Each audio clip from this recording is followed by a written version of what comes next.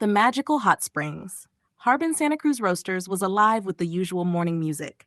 Milk steaming, grinders roaring, surfboards clattering against the wall by the door. The air smelled of dark roast and ocean salt drifting in on Pacific breezes. Outside, the street hummed with bicycles and laughter, but inside, the crew had carved out their own circle. Luna sat poised with her notebook, catching words as if they were falling leaves. Eclectic Scout leaned forward in his chair, eyes bright. Man, I just love Harbin Hot Springs, he said, almost singing the words.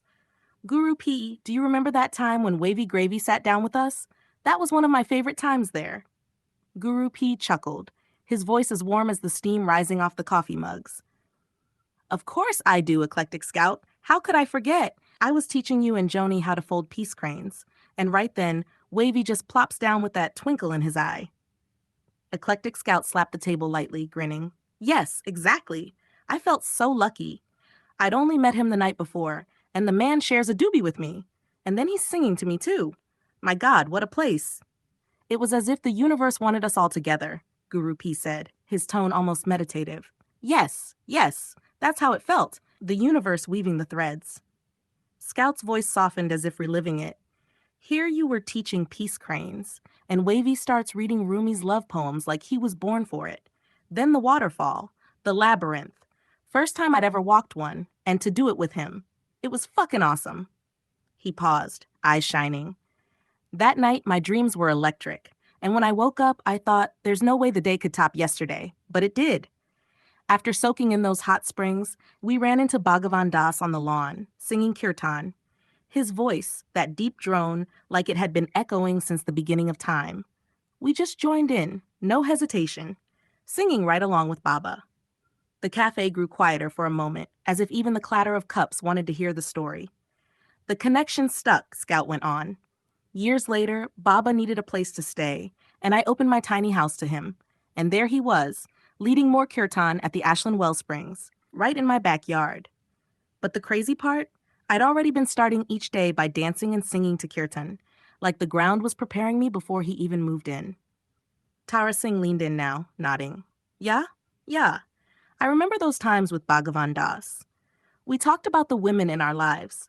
Baba told me how important his wife was to him, how he couldn't imagine life without her. I said the same thing, that women are goddesses, and we should honor them every day. Keep them in our prayers always. Guru P smiled softly, his hands folded over his mug. Me too. I have a wonderful lady who helps me with the day-to-day, the bills, all the little things. She keeps me balanced. Scout pushed his chair back, brushing crumbs from his lap. All right, friends, I've got to head up to the redwoods, find my meditation spot, get grounded. But before I go... He looked around the table, his eyes landing on each face. Thank you for being friends. I've enjoyed every word we've shared. I hope to see you all here again soon. He turned last to Luna. That includes you too, goddess of the coffee shop. Thanks for holding this circle. Luna's pen stopped. She didn't write the last line. She just smiled, knowing this moment didn't need ink. It was already etched into the heart of the town itself. The next day at Santa Cruz Roasters. The next morning, Santa Cruz Roasters was buzzing like a hive. The air smelled of dark roast beans and fresh pastries, and the hiss of the espresso machine cut through the chatter of students bent over laptops. A surfboard leaned against the wall, still dripping salt water from an early session at Steamer Lane. The crew drifted back to their corner table by the window. Today, Tara Singh was absent, off chasing horizon lines on his motorcycle, but a new presence filled the circle. Mr. Portillo had arrived, his smile calm, eyes sharp, as if he carried whole libraries inside him. Luna adjusted her notebook, the ink from yesterday's pages still drying. Eclectic Scout leaned toward Portillo, eager to catch him up. Yesterday, we were talking about Harbin, Wavy Gravy, Bhagavan Das, all that magic, Scout said, his voice quick with excitement. Man, Wavy came up a lot. At the mention of the name, Mr. Portillo's face lit up. He set down his mug with a gentle clink. Wavy, he said, almost reverently. Such a great soul. I've been to a few of his birthday celebrations up in Berkeley. You know, his birthdays always turn into fundraisers. Musicians, artists, clowns, jugglers, you name it, all giving their time. And all of it goes to the Seva Foundation. You know what they do, right? Giving sight to the blind. Decades of it. Hippies doing real tangible good in the world. The table grew still for a moment, the sound of the cafe folding away. Scout nodded deeply, as if the words had dropped right into his chest. From across the table, Luna looked up from her notes, her earrings catching the sunlight. "And don't forget Camp Win a Rainbow," she chimed in. "It's out at the hog farm. Wavy's the elder there, right at the center of it. My niece and nephew went one summer. Man, they wouldn't stop talking about it. Juggling, painting, singing, dancing, clown classes. It's like a whole other world where kids just explode with joy. They came back shining." Scout laughed softly, remembering. "I've had some fun at the hog farm, too. Been to a few music festivals out there. It's wild, like stepping into another dimension. Tie-dye tents, drum circles, laughter spilling over the hills. You can feel the old spirit of Woodstock echoing, but grounded in community." Mr. Portillo nodded slowly, his fingers circling the rim of his mug. "That's the thing about Wavy and the hog farm. It's not just nostalgia, it's continuity. They built something that didn't just end in the 60s. It kept growing. Service, art, joy, the medicine of laughter. And still, it ripples out to the next generations." Luna's pen hovered above the page. She didn't want to miss a word. Around them, the cafe carried on, the clinking of cups, the low murmur of voices, but at their table, it felt like history itself was speaking, alive and present in their conversation. Santa Cruz Roasters. The circle gathers again. Late afternoon sunlight slanted through the tall windows of Santa Cruz Roasters, turning the air golden and catching flecks of dust that drifted lazily above the tables. The cafe was its usual mosaic of energy. Students hunched over books, travelers with backpacks bigger than their chairs, locals weaving through the line for cappuccinos. The crew's table, tucked by the mural of redwoods and surfboards, felt like an anchor amid the swirl. Today, the circle was whole again. Eclectic Scout, Luna with her notebook, Sid listening intently, and Mr. Portillo holding his cup with the ease of someone who'd seen decades roll by. Only Tara Singh was missing, still out on his motorcycle pilgrimage, probably somewhere up Highway 1 chasing the curve of the ocean. Conversation flowed the way it always did here. One memory sparking another, one story opening the door to three more. Portillo leaned back in his chair, a small grin curling at the corner of his mouth. "You know what's funny?" he said, his voice warm and gravelly. "That whole conversation yesterday, Wavy Gravy, the hog farm, it all started with Harbin Hot Springs. And that's a circle worth closing, because Harbin brings us right back to the Grateful Dead." Scout raised an eyebrow, interested. "The dead? At Harbin?" "Oh, yeah," Portillo said, nodding slowly. "They used to be regulars up there. Before fame made them too recognizable, they could soak in those hot springs like anyone else, melt into the silence, drift in the steam. But after a while, they couldn't. Not without causing a scene. The magic of anonymity vanished once they became the Grateful Dead." Luna's pen scratched quickly across her page, but her eyes didn't leave Portillo.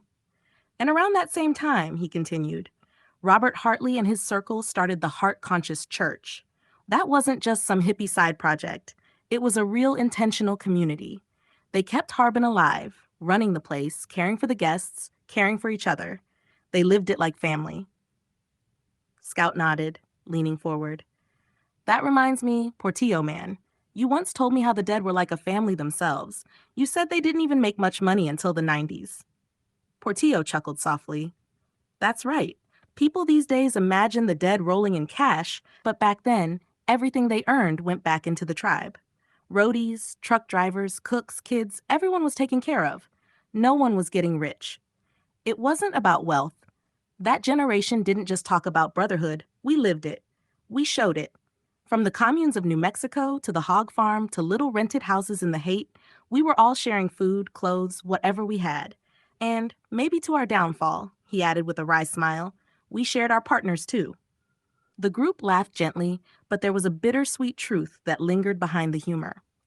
Luna looked up, her dark hair catching the sunlight, and added softly, "And back to Harbin again. Yeah, that's what made the heart-conscious church so powerful. They were family too, in the truest sense. They held that place together not just as workers, but as a living community. They kept the fire burning, and in turn, Harbin kept us connected to something ancient, a sanctuary." Silence rippled through the table, not awkward, but full, like everyone could feel the weight of those words. Around them, the cafe buzzed on with the clatter of dishes and the smell of cinnamon rolls. But inside the circle, it was as if another dimension had opened, where history, memory, and present time were folded together. Scout broke the silence with a grin. So what you're saying, Portillo man, is that all roads eventually lead back to the dead. Portillo raised his cup. If you were there, my friend, you already know they do.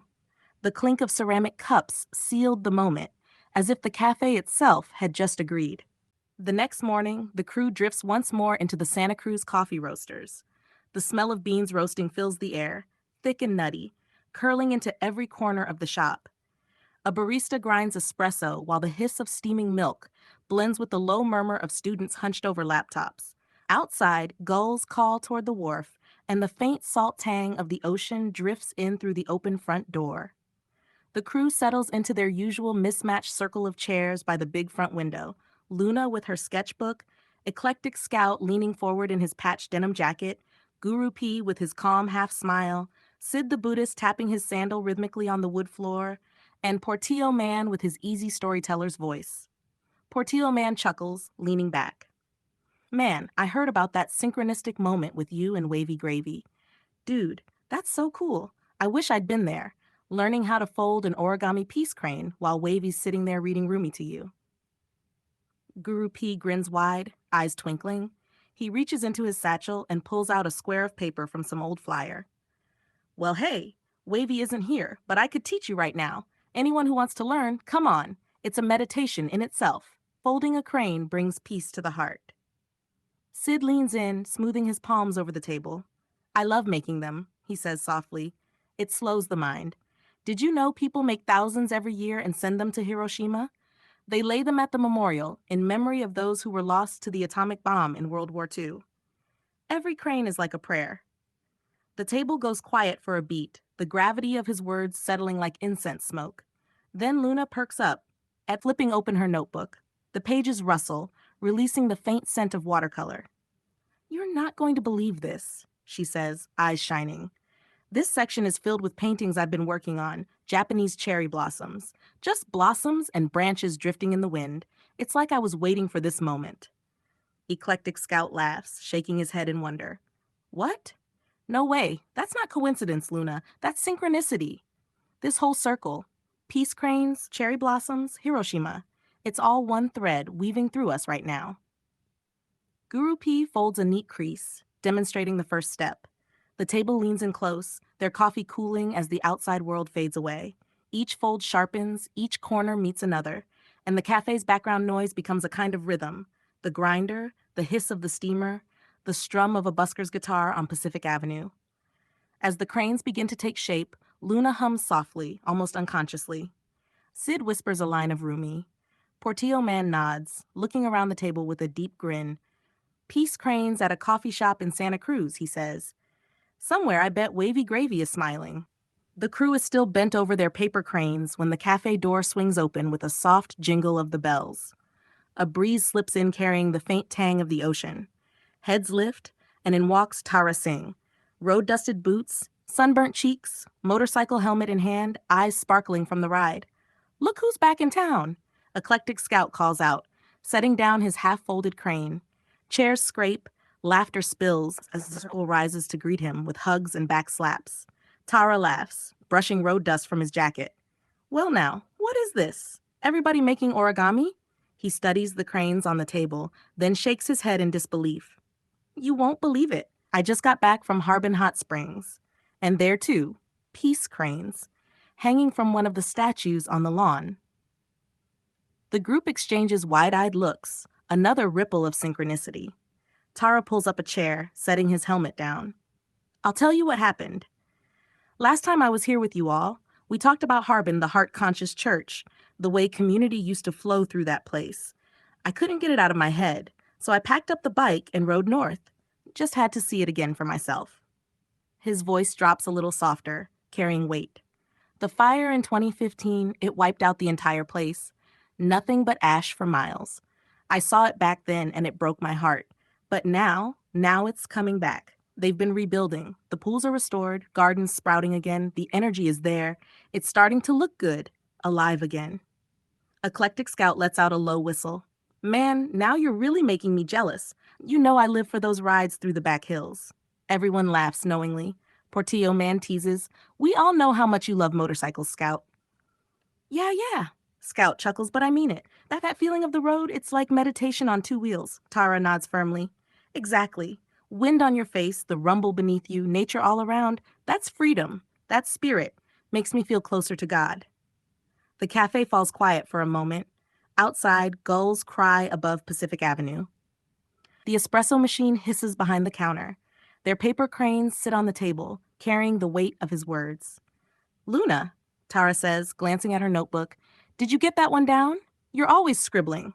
She grins, already sketching a crane beside her cherry blossom doodles. Got it. Tara rises reluctantly, strapping his helmet back onto his arm. I'm glad I came by. This little coffee clutch, it's a blessing. But I've got to get up to Dharma Ridge. Plenty to do. Ride safe, Portillo Man says, raising his mug in salute. Tara gives a quick bow of the head. Always. Then he steps out into the Santa Cruz sunlight, leaving the crew sitting in the glow of cranes, conversation, and synchronicity. Please click like and then subscribe. Also share this video with your friends. Thank you.